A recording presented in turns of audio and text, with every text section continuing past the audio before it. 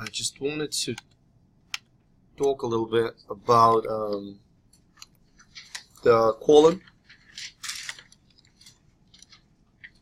So, large intestine. It's the part that is a part of alimentary tract, basically after the small intestine. It consists of a cecum, colon, and rectum.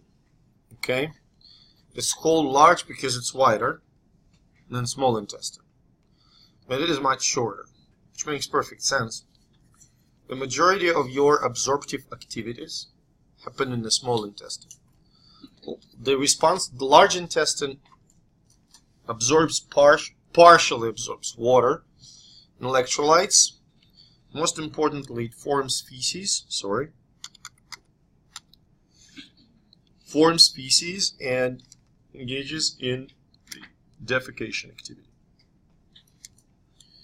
So let's talk about individual parts of the large intestine, their function, and so on and so forth. The first one is cecum. We're here. It's a sac.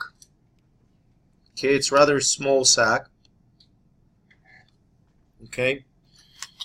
The small sac, cecum, is separated from the small intestine by the ileocecal valve. So here, in this image, you can see ileum emptying its content into a cecum via ileocecal valve. That makes sense? So what is interesting and fascinating about cecum is the presence of the large number of commensal bacteria. It's a common term that refers to microorganisms living in the human digestive tract. The vast majority, overwhelming majority of them, is concentrated in cecum. To give an idea how much bacteria each of you harbors, each of you has from 2 to 3 pounds of bacteria, only bacteria, in your digestive tract. That's a lot, right? Like if you will collect all the bacteria in your gut, that will be from 2 to 3 pounds. 20 to 30% of the fecal matter that comes out is bacteria. Dead, alive, but bacteria. Obviously, the fact that we keep all that stuff in our guts suggests that that bacteria is pretty important. So I never, if sometime during this semester, my wife will send me the pictures of cecum from mouse with intestinal bacteria and cecum from a mouse without it, I will definitely show those pictures, but I can tell you, trust me, if you take a mouse and obliterate all intestinal bacteria, it's fairly doable. They call germ-free mice. They have enormously enlarged cecum. We don't really know why. Those mice, they look like they're pregnant. They grossly enlarged this cecums. Okay. So those mice, germ-free mice, are also not coincidentally very prone to developing inflammatory bowel disease. And I'm not going to go into like mechanistic details, but to give an idea, intestinal bacteria responsible for normal function of the gut. Intestinal bacteria are implicated in the obesity and diabetes in humans. We know that population of intestinal bacteria will change dramatically in about 24 hours after you decide to switch from, say, high-fat diet to high-carbohydrate diet, or vice versa. So they respond to the nutrient composition that comes into the guts. The population of intestinal bacteria, that's to Casey's question, is different in people with IBD. So it's really hard to overestimate the importance. Let me put it this way. It was shown that people with various autoimmune diseases, not necessarily IBD, have altered populations of intestinal bacteria. Now, intestinal bacteria is quite convincingly linked to diseases like Alzheimer's and autism, or autism spectrum disorders. Okay, so I carefully use words. I'm saying associated. It's not like causative relationship, but still, it's pretty cool. Does that make sense? Another structure that is located near the cecum and basically spans from the cecum is a vermiform appendix. So vermiform means formed like a vermin, formed like a worm. An appendix is an appendix. If it gets inflamed, you get appendicitis. So if it doesn't get inflamed, it seems like it plays pretty important role as the site harboring the intestinal bacteria, and it may also play a role in shaping your immune responses. If appendicitis is not, so that's going to be right lower quadrant, specifically right inguinal abdominal pelvic region. There is a pain in the right inguinal abdominal pelvic region, and it's painful to jump, and it's painful when you touch it. Go to the emergency.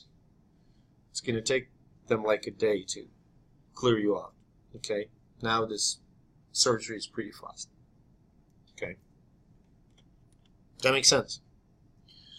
After the cecum, you have ascending, transverse, and descending colon, and then you have sigmoid. So sigmoid colon is bent. Now, these four parts, they go after one another in terms of retroperitoneal or intraperitoneal. Ascending colon is retroperitoneal. Transverse, intraperitoneal. Descending, retroperitoneal.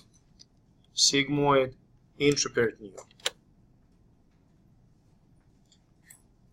Does that make sense? You with me? Now, this folds or angles here and here are called colic flexures. This is right or hepatic colic flexure. This is left or splenic colic flexure. And yes, the term colics that little babies have sometimes, it is derived from that same colon. Okay. Now the last part here is rectum. It's a straight muscular tube where fecal material gets accumulated. It contains rectal valves. Rectal valves are necessary so people can pass the gas without defecation. Okay? When feces come out during the defecation, they pass through the anal canal. Now at this point in the anal canal, simple columnar epithelium gives way to stratified squamous. So stratified squamous epithelium, as you all know, protects from excessive rubbing forces, and that's excessive rubbing forces, right? Defecation.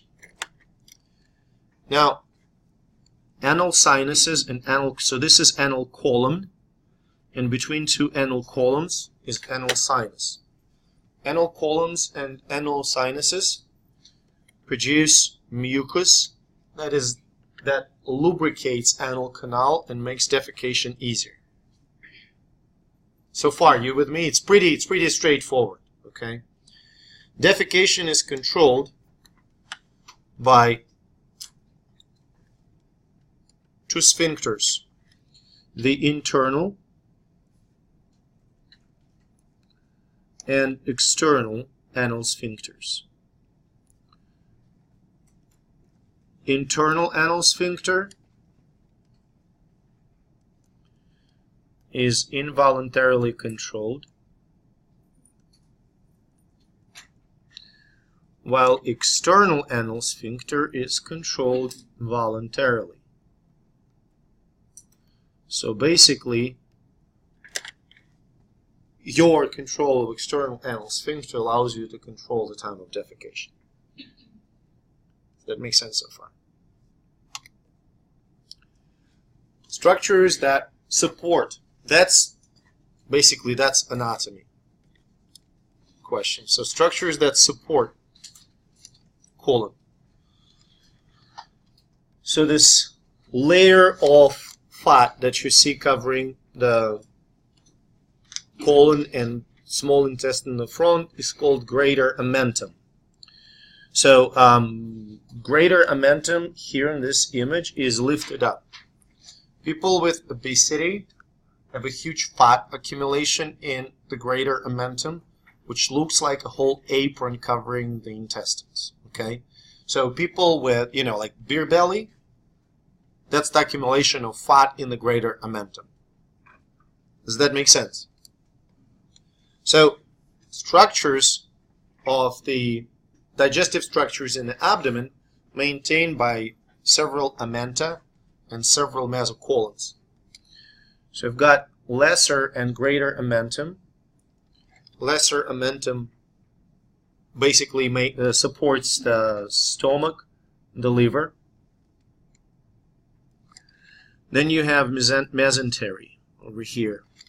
So that whole huge mesentery supports the structures of the large intestine and attaches it and connects it to the aorta. Transverse mesocolon and this specific part of the mesentery, they connect large intestine and parts of the small intestine. Last year, mesentery got the promotion. It is now officially considered as a separate organ. So all this omenta, greater and lesser,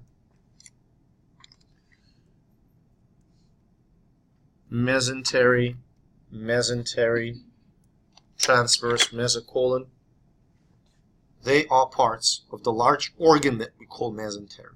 Because there are blood vessels, there's innervation, there are lymph nodes. Does that make sense?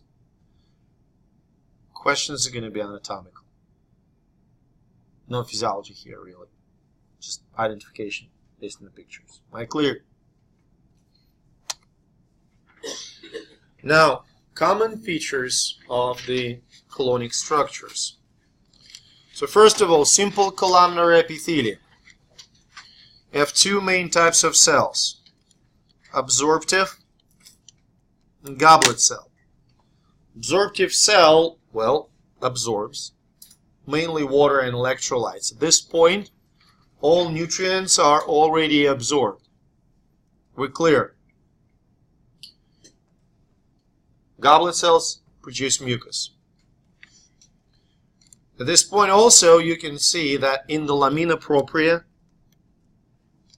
of the intestinal mucosal layer, you're going to see a lot of lymphatic tissue. It's called MALT, mucosa associated lymphoid tissue.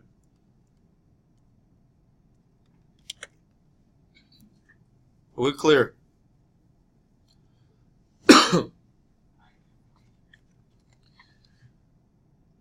In the center, you can see a long band of the connective tissue called Taenia coli. You see this band that I highlighted? Do you see that band? When Taenia coli contract, they shorten the length of intestines. Does that make sense? And basically the function of Taenia coli is to help with peristalsis and mechanical digestion of king. Churning. Okay? Now, if you look at large intestine image on the left, you may notice that it is organized in separate sacs called haustra. Okay? So, haustra is plural and haustrum is singular form. Haustra are responsible for haustral churning. Moving, it's basically feces at this point, okay? Moving what is about to become feces in all directions to squeeze the last bits of water from those feces for absorption. Does that make sense? Now, peristalsis in the intestines is slow because, as you can imagine, since small intestine to a greater extent and large intestine to a lesser extent are absorptive structures, you want the chem to stay in these parts of the alimentary tract for as long as it can. Does that make sense to you? This is why the chem moves through the intestines slowly. We good? Well, sometime after the meal, people often experience mass movements. We talked about them already. They're really powerful contractions. Okay? They propel fecal material towards the rectum to free up space for the chem coming from the small intestine. Does that make sense to you? So remember, we talked like gastrin, how gastrin stimulates all those events. It stimulates digestive activity in the stomach. It stimulates peristalsis in the small intestine. It opens the ileocecal valve, and it stimulates mass movements. So basically, gastrin, every time it is released, it stimulates the massive peristaltic events all over the alimentary tract. So, people can defecate, free up some space in the large intestine for the chem coming in from small intestine, and, free up some space in the small intestine for the chem coming in from the stomach. Am I clear? Oh, wait. Sorry. My bad. So since we were talking about peristalsis, a few words about it. So how does that work? Well, first of all, what is the mechanism of peristaltic activity? The answer is we're not sure. We know that smooth muscles in the intestine, okay, they experience so-called slow waves. So smooth muscles, intestinal smooth muscles, all these cells are connected by gap junctions. What are gap junctions essentially, structurally, what they are? Gap junctions. What do they allow between the cells? Huh? Communication. The ionic flow, right? So these gap junctions make all these millions and billions of smooth muscle cells in the intestine a functional syncytium. They all work together. Does that make sense? So what is most likely? Interstitial cells of Cajal, those are basically neurons, work as some kind of a pacemaker that produce slow waves. You can see that slow waves do not really reach the threshold of firing, do not reach the threshold necessary to generate action potential. So far, am I clear? But every time this layer of smooth muscles is at the peak, it is closer to the action potential threshold than it's at the bottom. Are we clear? Sorry. Okay, if I'm doing this, I'm not falling. But if somebody will come over to me and push me, and I'm like, well, I'm about to fall. But if I'm doing this and somebody will come to me and will push me, it's going to be fairly easy to knock me over. Does that make sense?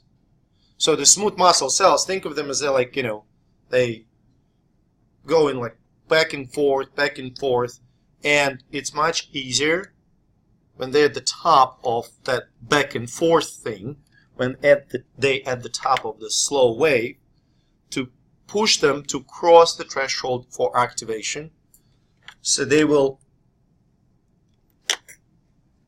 get to the action potential threshold and will depolarize and contract. Does that make sense? So if slow wave goes above 40 millivolts, you've got action potentials, and action potential is the contraction. Calcium plays a huge role in contraction. Calcium channels are slow, so slow influx of calcium allows that depolarization wave to stay a while. Okay? Because think about this. If you think about the time of contraction for skeletal muscle versus cardiac versus smooth, skeletal has the fastest contractions, cardiac second fast, and smooth is really slow. They contract slow and they stay contracted for a while due to the calcium influx, partially. Okay? Now, how does contraction happen? So what is the reflex? So this is a bolus of food. Now this is going to be a classic reflex, and I want you to follow me very closely. So first I want to basically draw the reflex arch. So in the reflex arch you have stimulus, right? You have sensory neuron, you have integration center, you have motor neuron, and you have effector. So we're going to match each part of the peristaltic reflex. Question, Aaron? So, say it again? SN, sensory neuron, IC, integration center, and MN is motor neuron.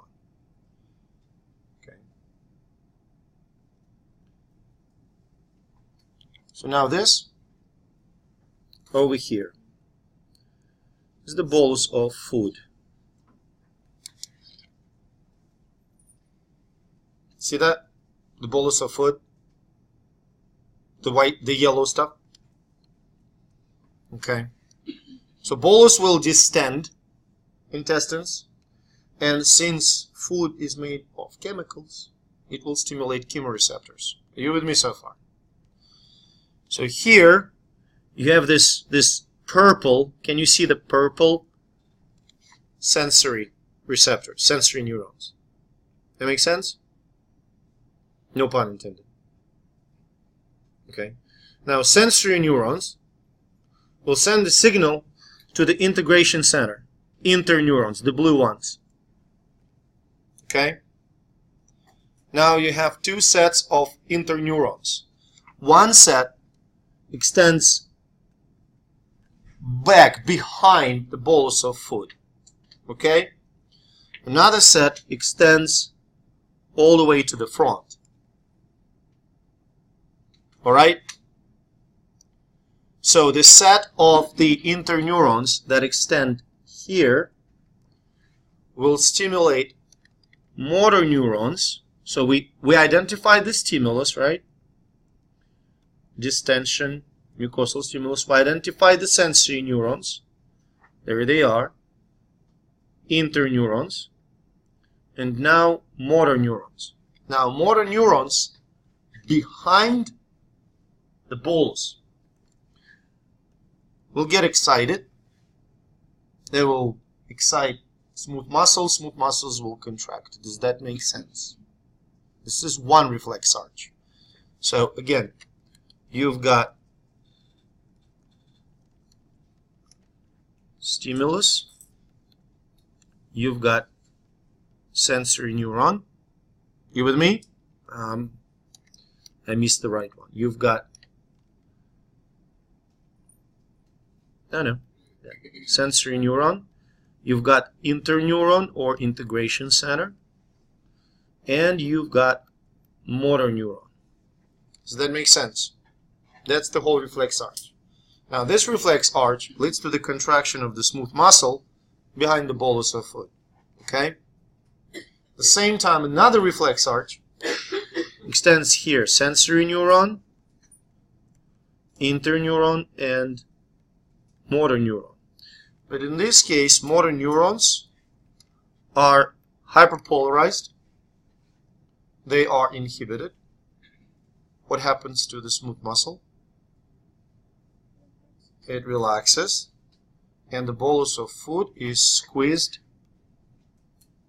forward. Yes. So the motor neurons are responsible for the contraction and the relax? They can contract or relax the smooth muscle, yeah. It all depends on which. Now think about this. These motor neurons can do both, right? But it all depends which set of interneurons reaches out to them. Look at this. I don't know if you take, it's not super clear, but here there's a motor neuron, there's another motor neuron. If these motor neurons are stimulated by this sensory, they're gonna by this interneuron, they're gonna relax. If they're stimulated by this one, they're gonna contract. Does that make sense? You can think of it, I don't know, like it's pretty poor analogy, but think of the these chains. So you have two workers, motor neurons, okay? And one motor neuron is right there, one motor neuron is right there, okay? And they can either contract or relax skeletal, smooth muscles. And you have two chains of command. If the chain of command that goes to that fellow over there yells, contract, then another chain that goes to that fellow will yell, relax. And the bolus will be moved this way, okay? Now, that when bolus is moved down the way, that fella in that corner will receive the signal, contract. It will contract, and one guy right over there will relax. Does that make sense? So it will be contraction, propulsion, contraction, propulsion, contraction, propulsion. Does that make sense? That's a peristaltic reflex arch. So basically, what I want you to know here is the sequence of events. Know your reflex arch. That's kind of it. Now, what stimulates? Substance P and acetylcholine stimulate contraction. Vasoactive intestinal peptide and nitric oxide stimulate relaxation. Those are neuromediators.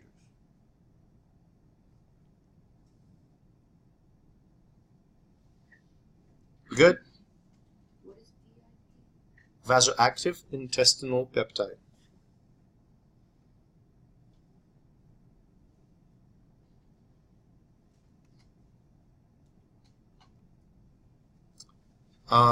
Now, a couple more intestinal reflexes, and we'll just lap stuff. There are a couple of things that I want to review today, and the rest of it we're going to review on Thursday. It's a function of enzymes. You can do it yourself. And then on Thursday, are we going to do the Study guide review, and we're going to start. Yes. Yes. So, defecation. Rectum gets distended. So I'm going to draw something like, feces are here. Rectum gets distended. Again, we're talking reflex arches. Stretch receptors here are stimulated. Look at this. They're stimulated, right? Stretch receptors send a signal to, what is this structure? Spinal cord, spinal cord produces the motor output that goes to which sphincter? Which sphincter? There are two. Internal. And internal sphincter relaxes. Now, since this reflex is mediated only by spinal cord, is there any conscious control involved? No. Does that make sense? So this happens automatically. When rectum is stretched, that reflex arch over here will lead to the relaxation of the internal anal sphincter. Does that make sense? Sorry for the question, but do you know when your rectum is stretched? Yes, of course. You know the urge, right? Because that signal, that sensory input that reaches over here, it's not shown, but it will go all the way up to the brain, to the cortex, to the visceral cortex. Yeah, visceral cortex of the brain. And you will be aware that, you know, it's kind of stretching. Does that make sense? Now, based on that information, you may or may not produce the motor output from cerebral cortex that will relax the external anal sphincter. Does that make sense? We're clear. So, internal anal sphincter is controlled by the reflex arch that runs through the spinal cord, and it's relaxed involuntarily. External anal sphincter is controlled by cerebral cortex and will relax voluntarily. Well, to a certain extent, you know. In infants and up to like 2 years, kids do not have the capacity of voluntary control yet. It's not just established, not learned. So you can try to potty train 6-month-old. It's going to be like a psychological trauma forever. They physiologically cannot do that. Does that make sense? Good? Yes. I was want to say, guys, what's the difference between reflex between infants and adults? Speak up. What's the difference? What's the difference in the reflex between infants and adults? So just infants can control defecation reflex. Adults can. Adults have a voluntary control established over external health. That makes sense. The last reflex is vomiting. That's the protective reflex that is initiated by either obstruction of alimentary tract, distension over normal, irritation, or overstimulation. So, say stomach is over distended. You ate too much. Sensory inputs will reach medulla oblongata through the vagal nerves. Does that make sense?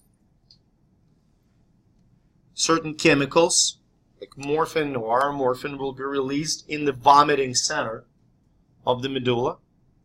That will stimulate motor responses. They're not pictured here. Yeah. There's only afferents, so only sensory. That's another sensory one. But the point is, the afferent, the sensory signal, will reach medulla oblongata. Does that make sense? It will release certain chemicals, and chemicals are really important. Okay? And these chemicals will stimulate skeletal and smooth muscle to contract, skeletal muscles to push it out of the abdomen. Okay? We'll take a deep breath. Epiglottis will close larynx. Uvula will close nasopharynx. And you'll vomit. Does that make sense? Now, since it's the chemically induced response, so you have chemicals produced in the vomiting center, you can inhibit those chemicals, so we have anti-vomiting drug, antiemetics. Does that make sense? People who, say, undergo chemotherapy often take antiemetics to mitigate vomiting responses. Yes.